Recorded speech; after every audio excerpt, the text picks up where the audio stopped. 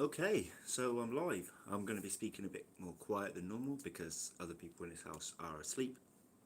But one thing I want to actually just put out for the minute, I got no proof of any form of scam going on. This is more theoretical, and it's a theory that I've been sort of coming up with in regards to the whole COPPA YouTube thing that's going on at the minute. If you don't know what any of that is, just pause this video or end this video. Just type in COPPA, COPPA, which is the Children's Online Privacy Protection Act, I think. Hey, buddy, pop that into YouTube and you can literally just look up all those videos. Hey, mate, how's it going? Sorry if I ignore anyone, but I need to kind of put this on my chest, get this off my chest, sorry, and then I'll go back onto comments. So I think that there is a potential publicity scam going on in regards to the whole COPPA problem with YouTube. So for anyone that is unaware, basically us as content creators, we now have to put in the age. So we have to put in if the video is designed for over 13s or under 13s. If we put them as under 13s, we risk the monetization side, so there's going to be hardly any actual advertisement coming onto our thing. We're going to have. I'm sorry, I'm really tired. I've just finished work and I'm trying to figure all this out at the minute. Yeah, you won't be found in suggested videos. The bell icon won't work. Yada yada yada. Look up the actual COPPA videos if you don't know what I'm talking about, so you have a full understanding of it all.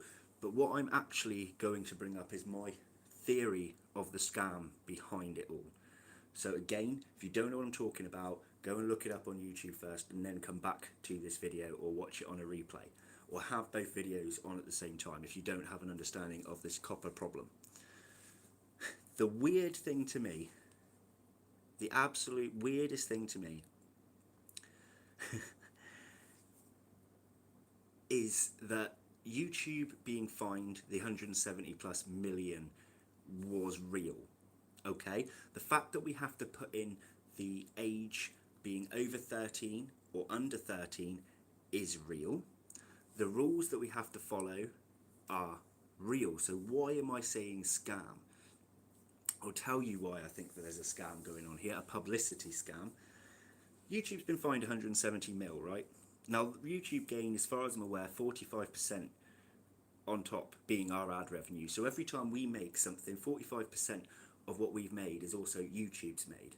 Okay? So they're making nearly half of what we are. So you're talking channels that make millions a year. YouTube is making millions a year. A channel that's maybe only making £100 a year, YouTube is making £45 a year. You times that by the millions of creators that are out there, YouTube make a lot of money. But losing 170 million has got to be a bit of a kick in the teeth, right? So they're going to want to make that back. How can they make that back? Is simple: publicity and bring people to YouTube. So you pop an advert out on the telly, that's going to cost you thousands upon thousands of pounds to have an advert on the telly, on a bus, on anything else. So what's the best way for them to increase their revenue is to get people onto YouTube. Now here's what I think is going on. Right, I'm an invert YouTuber. If I said to somebody, and I'll get back to your comments a bit later guys, if I said to somebody, I don't know, let's just name a random YouTuber, Predator or Prey Online, my good friend Gar. If I say to any of you guys that follow my channel, Gar's got a whopping video out right now, you're going to want to go and click it, yeah? If I turn around and say to you, there's, I don't know, a cool woodworking video, or a cool fishing video, you guys that are into the invert community, some of you may go check it out, most of you probably won't bother, right? If I told my daughter there's a new slime video, she's going to want to check it out. If I tell my daughter there's a new video about engineering, she's not going to check it out, right? So what is one way to get global amounts of people to be clicking on YouTube all at the same time? It's simple. You fearmonger people like they've been doing. You frighten people that the creators are going to be destroyed, that you go to somebody, oh, have you heard about COPPA? What's COPPA? Instantly, people are on YouTube typing in COPPA. They're getting all these videos. You say, and they might get rid of your favourite content creator, or your son or daughter watches this channel, that channel's going to go because of COPPA. Not only are they going to type in COPPA, they're going to type in their favourite YouTuber. They're going to see if their favourite YouTuber has something to say on the matter. That is increasing a continuous flow of revenue constantly pumping into YouTube right now, because bad publicity is better than no publicity. Fear-mongering people so they might get a bit of a bad reputation is in fact bringing tons upon tons of more people onto YouTube to find out what it is. And it gets weirder than that. So I've been watching quite a few videos on the matter, and I'll tell you the strangest thing. So far I found two, and I reckon there's a lot more. Two people have pumped out a video starting with, oh, I had a mysterious call off a mysterious man who wouldn't give his name, saying he's really high up in YouTube and he wants you to know that this whole thing is either a money-making scam or check out the clause on this. Why? Why? So I reckon either these creators themselves have been paid by YouTube to say that's what's happened, or YouTube has paid someone to be the anonymous man to give bad publicity about YouTube. Because, as we've just said, bad publicity is better than no publicity. Bad publicity brings people in, which in turn makes YouTube money, making them back a part of that 170 million that they have lost. Why on earth would anyone, no matter however high up they are on YouTube, first of all risk their career? They must be earning a lot if they're that high on YouTube. Risk their career by phoning content creators, by stealing their numbers, okay, to tell them some information about YouTube. They wouldn't. So I think that YouTube has simply either asked these people, again, I haven't read any comments yet, guys. YouTube has either asked these people to say this is what's happened, or they've got a stranger off the street and paid him, or what, I don't know what it is, or these guys are making it up and they've got together and go, oh, if we say, whatever it is, I don't know. But nobody is going to phone them and give out information. Nobody who works for YouTube is going to risk their job doing that, as well as breaking the Privacy Act by going in and stealing your bloody phone number. It wouldn't ever happen. It's just not going to happen ever. So, as I said, I think this is weird. And the other weird thing, the reason I think there's fear-mongering to gain publicity, to gain views globally on YouTube, is the fact that, I don't know what they are. Are they a multi-million or multi-billion pound company? I don't know, right? But whatever it is, it's a lot of money, yeah? They must have the best lawyers in the world. They must have the best of everything in the world. So when they've created their short little videos telling you what you can and can't do, or they've put their short little emails saying this is the case, and they've left it that brief and that vague, why are they paying this person? You wouldn't, if I went in and I was trying to advertise my channel, just pretend my channel earned a lot of money, I wouldn't go and hire some homeless man off the street to go and advertise my channel who's barely got a clue of what's going on. No, I wouldn't. I would find someone who would be a willing arachnologist or a great marketer to give out cracking information to earn his wage to bring people in. I certainly wouldn't be going, oh yeah, that document seems good enough for the whole world to understand. All these YouTube creators are going to completely understand that. No, it's done deliberately to scare everybody so that they make videos about it, so that they get in a freaking great uproar, right? Because it brings people here. It brings people in to all sorts of creators, YouTube's channel itself, everything. There's all coming into one place because they just wouldn't do that. And then what, a few days later, they pop out another one going, basically saying, oh, you don't need to be so scared because we're not just going to sue you or delete your channel or whatever just because it might have a colourful thumbnail. We're not as silly as to do that. You didn't say any of that in the first place. You've got people that will be paid so much money that could make entire contracts, and you could have someone sign an entire contract written out by someone that's earning their keep, not paying a shed ton of money to someone to write the most basic of messages to all its creators. It just wouldn't be that way.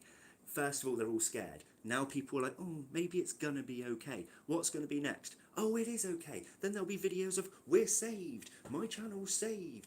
More people are clicking on to see those, oh my god, it's saved videos.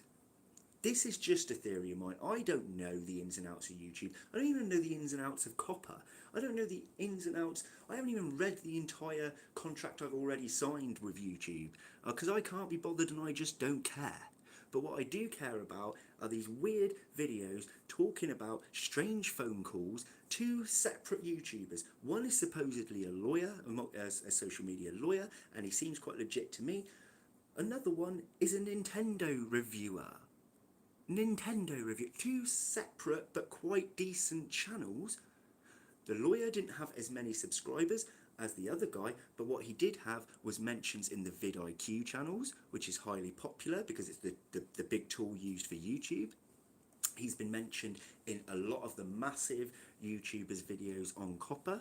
So, of course, him being one of the people that receives this anonymous phone call just seems a little bit odd to me.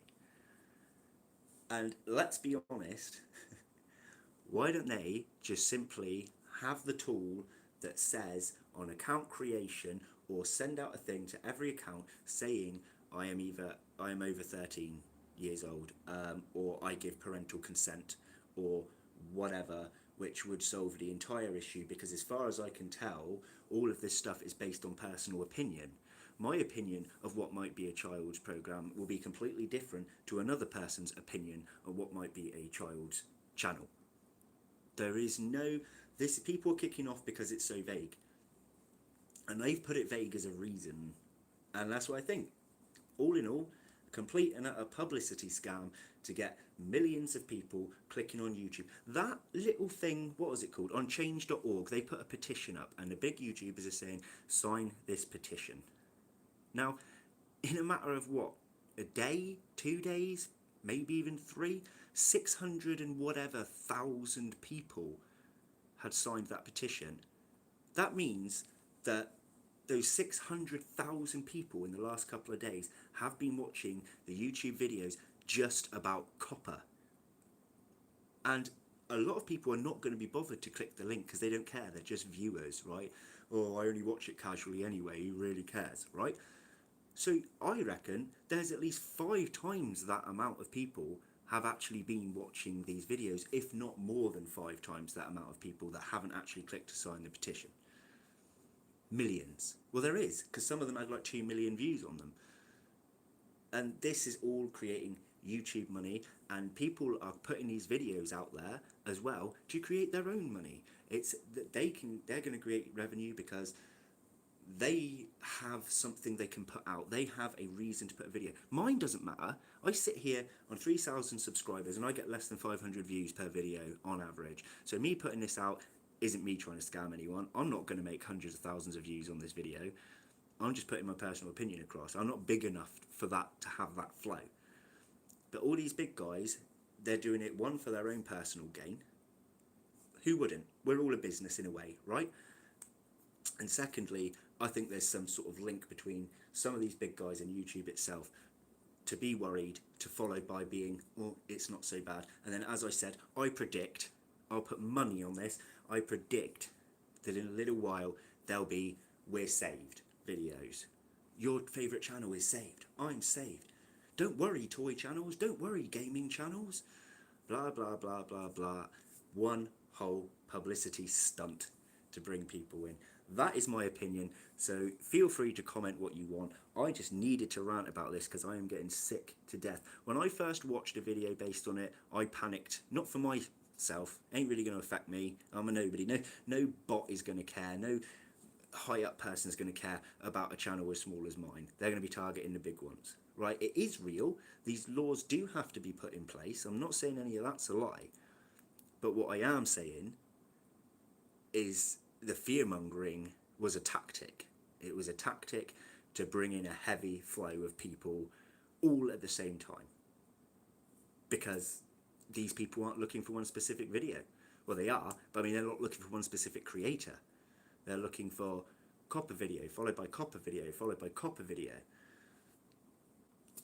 Checking out their favourite creator, by their other favourite creator, by their children's favourite creator, by their uncle's favourite creator, by their dad's favourite creator. Oh, I wonder which ones of these think that they're going to go down now.